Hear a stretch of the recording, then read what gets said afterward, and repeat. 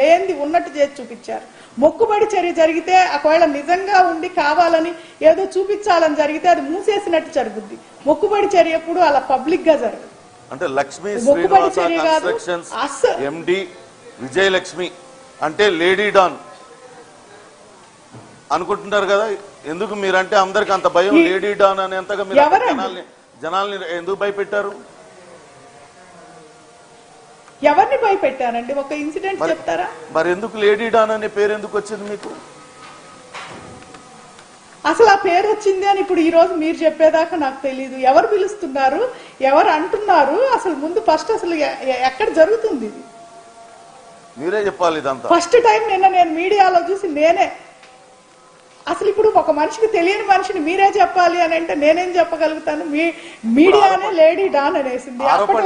వస్తున్నది మీ మీద కదండి. మిమ్మల్ని ఇట్లా అందరూ అనుకుంటున్నారనే మేము అడుగుతున్నాం. ఎందుకు అనుకుంటున్నారు మీ గురించి అంతలా అని? మాకు నిన్నటి వరకు మాకెవరో లక్ష్మీ శ్రీనివాస విజయలక్ష్మి గారు ఎవరో తెలియదు. ఇప్పుడు అంతా బయట చర్చ జరుగుతుంది కాబట్టి మీ దాకా రావాల్సి వచ్చింది. మిమ్మల్ని అందుకే అడుగుతున్నాం. జనాలకి మీరు క్లారిటీ ఇవ్వండి. మీరు ఎటువంటి తప్పు చేయలేదు, బఫర్ జోన్ లో నేను కట్టలేదు. ఇప్పుడు 15 మంది కస్టమర్లు అయితే నష్టపోయినట్టే కదా. మీ దగ్గర నుంచి విల్లాలు కొనుగోలు చేసిన వాళ్ళు అయితే నష్టపోయినట్లే కదా. కంపల్సరీ వాళ్ళు నష్టపోయినట్టే, నేను నష్టపోయినట్టే. భూమి నేను కొనుగోలు చేశాను. విల్లాలు కట్టకూడని భూమిని కొనుగోలు చేయరు కదండి. ఆ కొనుగోలు చేసినందుకు నష్టపోయినట్టే. ఈ రోజు భూమి ఎందుకు పనికిరాదంటున్నారు. ప్లస్ విల్లాలు అక్కడ ఉన్న కన్స్ట్రక్షన్ చేసిన తర్వాత అవన్నీ డిస్టర్బ్ అయినాయి. ఇప్పుడు కస్టమర్స్ కి వీళ్ళందరికీ మొత్తానికి కూర్చొని మళ్ళీ ఒక ఇల్లు సమకూర్చాలి అందరు కలిసి. ఇవన్నీ జరిగినప్పుడు నష్టమే కదండి. అసలు ముందు ఫస్ట్ అందరికీ నష్టమే.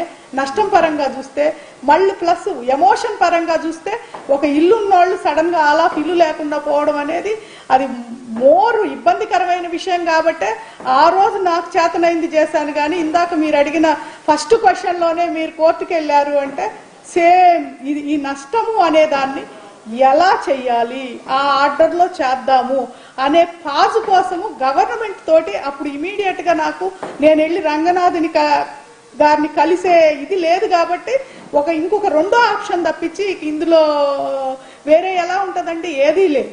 ఇప్పటికైనా నేను గవర్నమెంట్ ని కానీ అందరినీ కానీ కోరుతుంది ఏంటంటే ఆ సైట్ మీద ఏం జరుగుతుందో. విజయలక్ష్మి గారు, మీరు ఇప్పుడు కోర్టును ఆశ్రయించారు అంటే ఆ కోర్టును ఆశ్రయించిన దానిలో మీ ప్రేయర్ ఏంటి అని అడిగాను నేను. అది దానికి సమాధానం చెప్పలేదు మీరు. అంటే ఏం కోరుతున్నారు? ఇకపై ఎటువంటి కొరసివ్ యాక్షన్ తీసుకోకూడదనా, లేకుంటే ఆల్రెడీ కూల్చివేశారు దానిపైన నష్టపరిహారం ఇమ్మని అడిగారా, లేకుంటే అది బఫర్ జోనా కాదా తేల్చాలని అడిగారా, ఏం అడిగారా? రిట్ పిటిషన్లో ఏంటి మీ ప్రేయర్ ఏంటి?